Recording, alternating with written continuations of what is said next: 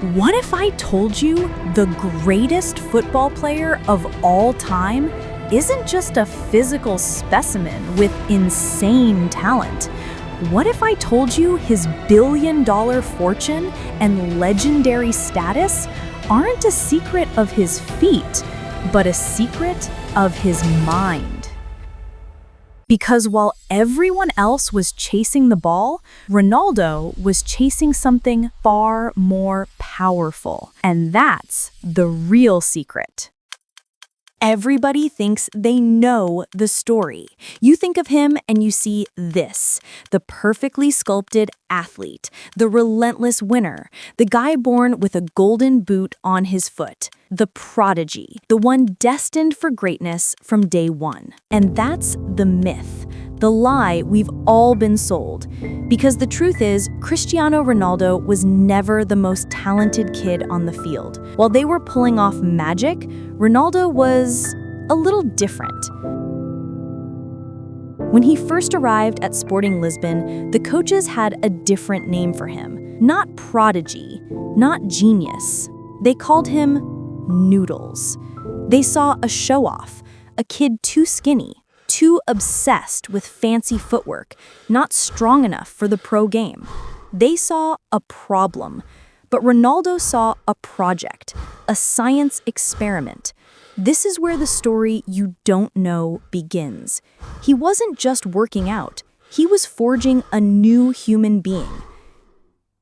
He was so obsessed, so possessed, that at the Sporting Lisbon training ground, he found something no one else ever thought to use: a simple metal chair. For hours, every single night. Not for muscle, but for balance, for explosive power, all while everyone else was sleeping. This wasn't training. This was an obsession. An addiction to becoming better than you were yesterday. He wasn't fighting for a spot. He wasn't fighting for a goal. He was fighting the man in the mirror. He was fighting the noodle. So, if he wasn't born a legend, then what did he do to build a billion-dollar empire out of pure willpower? You're about to find out. This isn't about being a better footballer. This is about being a different kind of human. He's driven by a two-part code. First, the Monastic Diet. His body isn't a canvas for food. It's a high-performance engine. He eats 6 small meals a day, always clean, always perfect. Not for a day, for decades. That boring diet is a pillar.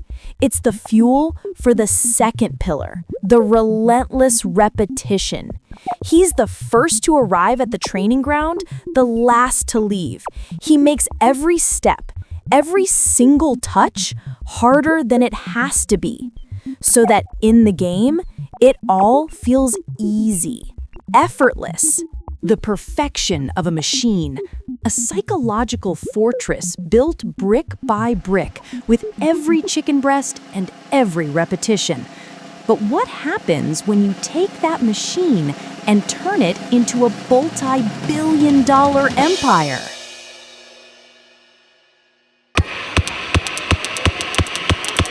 This isn't about just having a sponsorship deal. This is about building a brand so powerful it's a living, breathing thing, a direct reflection of the man himself, meticulous, dominant, and utterly consistent. He didn't just play football, he was always playing the long game. But here's the most shocking part, the financial reveal that proves the machine is far bigger than the man. His total net worth is insane, close to $1 billion. But what most people don't know is this: only about 25% of that wealth came from his football contracts. He didn't just earn money, he engineered it. His body was the product. His discipline was the CEO. Every single sacrifice he made on the training pitch was an investment in a brand that would make him the world's first true billionaire footballer. This isn't a rags to riches story. It's a story of ultimate control. Control of his body, his mind, and finally, his destiny. So what's the real secret? It's not the dazzling footwork. It's the belief that you can build yourself, piece by piece, into something legendary.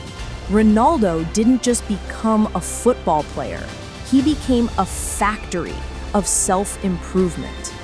Now, what are you going to build?